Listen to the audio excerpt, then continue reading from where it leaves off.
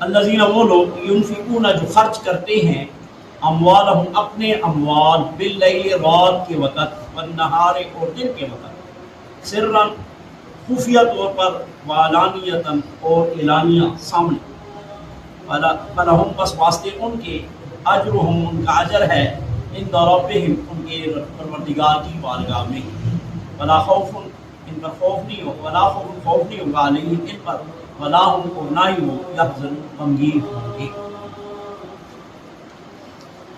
حضرت علی کرم اللہ تعالیٰ وجہ الکریم نے ایک مرتبہ آپ کے پاس 4 درہم تھے، تو آپ نے ایک دن کے وقت مطلب 2 دن کے وقت خرچ کیے، 2 رات کے وقت، دن کے وقت بھی ایک لوگوں سے چھپا کے دیا ایک ظاہراً، اور رات کے وقت بھی ایک چھپا کے دیا ایک ظاہراً۔ اسی طرح سیدنا ابوبکر صدیق رضی اللہ تعالیٰ عنہ کے پاس بہت مال تھا، تو آپ نے بھی اس وقت کے سکہ رائج الوقت 40,000 تھے آپ کے پاس، تو 10,000 دن کے وقت اعلانیہ دیا، 10,000 چھپا کے، رات کے وقت 10,000 اعلانیہ دیا اور 10,000 چھپا کے۔ اسی طرح حضرت عبد الرحمن بن عوف رضی اللہ تعالیٰ عنہ نے بھی بہت سا مال جو ہے دن کے وقت بھی دیا، رات کے وقت بھی دیا۔ پیچھے چونکہ اصحاب صفہ کی بات آ رہی تھی، مسلمانوں کو صدقہ خیرات کرنے کی ترغیب دی گئی۔ حضرت علی کرم اللہ تعالیٰ وجہ کریم نے تقریباً 6 من کھجوریں دن کے وقت لا کے اصحاب صفہ کو دی، رات کے وقت، اور عبد الرحمن بن عوف نے بہت سا مال دن کے وقت دیا رات۔ یہ سارے واقعات ہوئے ہوں گے، اللہ تبارک و تعالیٰ جل جلالہ نے کیا ہے مبارک۔ معلوم یہ ہو کہ سارے صحابہ کرام اپنی توفیق کے مطابق خرچہ کرتے تھے، چاہے 1 درہم ہے، چاہے 4 درہم ہے، 40,000 ہے، جتنی جس کی توفیق ہے وہ خرچ کرتے ہیں۔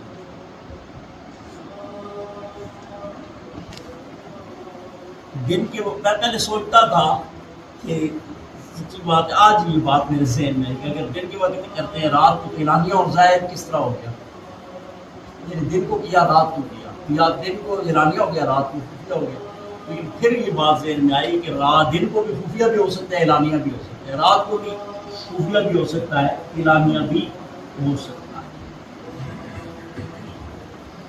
معلوم اس لیے ہوا کہ صدقہ خیرات بہت کرنا ہو، تھوڑا کرنا ہو، دن کو کرنا ہو، رات کو کرنا ہو، خفیہ کرنا ہو، اعلانیہ کرنا ہو، اخلاص ہو تو ہر وقت ٹھیک ہے، ہر طرح ٹھیک ہے، تھوڑا ہو بہت ہو، اصل چیز خلوص نیت اخلاص سے کیا جائے تو اس میں ایک کوئی اللہ کے نزدیک بہت اور کم کی بات نہیں ہے، وہ نیتوں کو دیکھتا ہے کہ تمہاری نیت کیا ہے، ارادہ کیا ہے، اخلاص کیا ہے۔ جس پر اللہ تبارک و تعالیٰ جل جلالہ نے دیا ہے، یہ نہ دیکھیں کہ تھوڑا ہے بہت ہے، نہیں دے دیں۔ دوسرا ہمارے ہاں اکثر ایسا ہوتا ہے کہ تھوڑے بہت پیسے کو لوگ رکھ لیتے ہیں، پھر رمضان میں خرچ کریں گے، صدقہ کریں گے، یا جمعے کے دن کریں گے، جمعرات کو کریں گے، تو تمہیں کیا پتہ کہ جمعرات تک تم نے زندہ رہنا ہے، جمعے تک زندہ رہنا ہے، یا رمضان تک زندہ رہنا ہے۔ رمضان کو اکثر لوگ خیرات کرتے رہتے ہیں۔ آج جو بھوکا ہے، آج خدا نخواستہ بیماری کی وجہ سے کوئی فوت ہو جائے، کسی کا بچہ آج تعلیم سے رہ جائے، کھانے پینے سے رہ جائے، ننگا رہ جائے، اس کا ذمہ دار کون ہوگا؟ اس کے پیسے آپ نے گھر میں رکھے ہوئے ہیں نا، کہ آپ صدقہ دے دیا، اللہ کے نام پہ وقف کر دیے، چاہے وہ واجب صدقہ ہے، زکوٰۃ وغیرہ ہے، یا نفلی صدقہ ہے، اور آپ نے کہا جی میں نے اس کو دینا ہے، تو اس کے ہو گئے نا، تو اس کو پہنچاؤ۔ رمضان کی کیا گارنٹی ہے کہ آپ نے رمضان تک رہنا ہے؟ جس وقت اللہ توفیق دے اسی وقت، کہ رمضان میں بھی روٹی اس نے کھانی ہے، آج بھی کھانی ہے، آج بھی اس کی ضروریات ہیں، تو یہ انتظار نہ کیا کرو کہ رمضان المبارک آئے گا تو دے گی، لیکن ہمیشہ کرو، پابندی سے کرو، چاہے تھوڑی ہی کیوں نہ ہو۔ مطلب یہ نہیں ہے کہ 10-10 روپے جمع کر کے 100 اکٹھا ہو جائے گا تو پھر صدقہ کریں گے، جتنے ہیں کسی بے بس مجبور جو صدقے کا مستحق ہے اس کو دے دو۔ اسی طرح صاحب مبارکہ سے یہ بھی پتہ چلا کہ ہر حال میں نیکی کرو، غصے میں، خوشی میں، رنج میں، راحت میں، تکلیف میں، آرام میں، خلوت میں، جلوت میں، جیسے اللہ توفیق دے نیکی کرو۔ صرف میت پہ نیکیاں نہ کیا کرو، صدقہ خیرات شادی خوشی پہ بھی کیا کرو۔ ہم بھی کرتے ہیں نا سارے لوگ صدقہ خیرات، خوشیوں میں بھی کیا کرو۔ ضروری نہیں کہ مصیبت آ جائے تو صدقہ کرو، نہیں پہلے سے کرو کہ مصیبت آئے ہی نہ ہو۔ حضور علیہ السلام فرماتے ہیں صدقہ بلاؤں کو رد کرتا ہے۔ ہم نے تو مصیبت آ جاتی ہے اور پھر کہتے ہیں کہ صدقہ کر لیں، تو پہلے سے ہی کرو کہ اللہ جل جلالہ صدقے کی برکت سے مصیبت پہلے سے ہی ٹال دے۔ اسی طرح نیکی جو کرتا ہے نا ثواب اسی کو ملتا ہے، جس نے صدقہ کیا، جس نے خیرات کی، ثواب کا مالک وہی ہوتا ہے۔ یہ اب سوال یہ ہے کہ ہم یہ سارے ثواب کرتے ہیں، تو جو چیز آپ کی ہو گئی ہے آپ مالک ہو گئے ہیں، اور جس چیز کے آپ مالک ہیں، جس طرح کے پیسے اللہ نے آپ کو دیے آپ کے ہیں، اب آپ مالک ہوں گے، کسی کو خیرات دیتے ہیں، زکوٰۃ دیتے ہیں، صدقہ دیتے ہیں، کسی کو حج پہ بھی دعا دیتے ہیں، کچھ بھی کرتے ہیں، مالک ہے نا آپ، تو آپ خرچ کر سکتے ہیں، تو دوسرے کو فائدہ پہنچا رہے ہیں، پیسے آپ کے تھے آپ نے دوسرے کو دے دی۔ اسی طرح بدنی عبادات جو ہیں یہ آپ کسی کی طرف سے کر تو نہیں سکتے۔ مثال کے طور پر کہ ایک آدمی نماز نہیں پڑھتا، آپ کہیں میں تیری جگہ سے پڑھ لیتا ہوں، یا روزہ نہیں رکھتا، آپ کہیں میں تیری جگہ سے رکھ لیتا ہوں، یہ تو آپ نہیں کر سکتے، لیکن اپنے روزے کا، اپنی نماز کا ثواب بخش سکتے ہیں۔ روزہ رکھا ہے چاہے فرضی روزہ ہی کیوں نہ ہو، ہے تو آپ کا ثواب آپ ہی کو ملے گا۔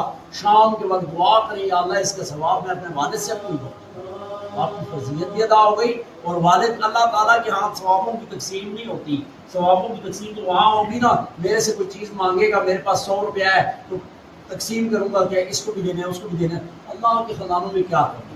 آپ 2 کو بخشیں گے تو 2 کو بھی اتنا ثواب ملے گا، 10 کو بخشیں گے تو 10 کو بھی اتنا ملے گا۔ اور حدیث مبارکہ میں آتا ہے آپ جتنوں کو بخشیں گے نا اتنے آپ کو ملے گا، ٹھیک ہے نا۔ حضور اسلام وہ روزے کی حدیث شریف ہے نا کہ آپ روزے دار کو روزہ افطار کروائیں تو اتنا ثواب ملے گا جتنا روزے دار کا ثواب ہے، جس کو افطار کروایا ہے اتنا ہی ملے گا، اور فرمایا اس کے ثواب میں کوئی کمی نہیں ہوگی۔ یہ نہیں ہے کہ اس کے ثواب میں کمی ہوگی، نہیں، اس کا ثواب اپنی جگہ پورا رہے گا، اور اللہ جل اس کے ثواب میں کیا کمی ہوگی۔ اسی طرح مالی عبادات، مال خرچ کرنے کی بڑی تاکید آ رہی ہے، ہاں یہ اس کے بارے میں ذرا عجیب سی صورتحال نہیں ہوگی سر؟ ہاں مسلسل چل رہا ہے۔ آیت مبارکہ کے آخر میں اللہ جل جلالہ ارشاد فرماتا ہے لا خوف علیہم ولا هم یحزنون، یعنی یہ لفظ جو ہے پیچھے بھی ہم نے پڑھا ہے کہ اولیاء کرام کے لیے اللہ نے فرمایا الا ان اولیاء اللہ لا خوف علیہم ولا هم یحزنون، گویا کہ یہ مال خرچ کرنے والے اللہ کے دوستوں کے ساتھ ہوں گے، یعنی خود تو مرتبے میں تقوی میں زیادہ بڑے ہوں گے نا، لیکن اللہ تعالیٰ ان کا حشر بھی ان کے ساتھ کرے گا۔ اور کسی بھوکے کو کھانا کھلانا، کسی کی مالی مدد کرنا، حقوق العباد کرنا بہت بڑی فضیلت ہے۔ جس طرح کہ حقوق العباد، جس طرح حقوق اللہ میں معافی ہے حقوق العباد میں نہیں ہے، کسی کا حق آپ کھا گئے تو اس کی معافی نہیں ہے، لیکن حقوق اللہ میں اللہ تعالیٰ فیغفر لمن یشاء ویعذب من یشاء، جسے چاہے بخش دے جسے چاہے عذاب دے، لیکن حقوق العباد میں نہیں ہے۔ تو اسی طرح اس کے صدقہ خیرات کرنے کا بھی بڑا ثواب ہے۔ اللہ جل جلالہ کے بندوں کے ساتھ آپ اچھائی کریں، اللہ بڑا خوش ہوتا ہے۔ قیامت کے دن اللہ رب العالمین ارشاد فرمائے گا میں بھوکا تھا تو نے مجھے کھانا کیوں نہیں کھلایا، میں پیاسا تھا مجھے کیوں نہیں پلایا۔ لوگ عرض کریں گے اے الہ العالمین آپ کو کھانے سے ہوا، آپ کو پینے سے ہوا، آپ تو کھاتے پیتے نہیں ہیں۔ فرمایا میرا بندہ، اگر تو میرے بندے کو کھلاتا تو اس کے پاس مجھے پاتا، اگر میرے بندے کو پلاتا تو اس کے پاس مجھے پاتا۔ صدقات و خیرات کی بڑی اہمیت ہے، بہت زیادہ اہمیت ہے۔ بدنی عبادات تو اپنے لیے زیادہ تر ہوتی ہے نا، لیکن مالی عبادات تو ہوتی ہی دوسروں کے لیے۔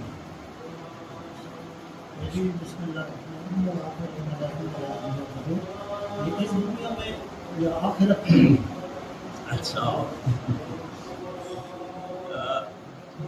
خوف جو ہے نا، خوف اور حزن، اس میں علماء کرام نے دونوں معنی بیان کی ہیں۔ ایک یہ کہ خوف جو ہوتا ہے وہ اپنی ذات کے لیے ہوتا ہے، اور حزن جو ہوتا ہے وہ اپنے محبوب کے لیے ہوتا ہے۔ یعنی یہ مال خرچ کرنے والے ایسے لوگ ہوں گے کہ نہ ان کو اپنا خوف ہوگا اور نہ ان کو اللہ تعالیٰ غمگین کرے گا ان کے قریبیوں کی وجہ سے۔ ایک معنی یہ ہے۔ دوسرا معنی یہ ہے کہ ایک انسان پہ مصیبت جو ہے نا آنے والی ہے اور ایک آ گئی ہے۔ مثال کے طور پر کوئی بیمار ہے،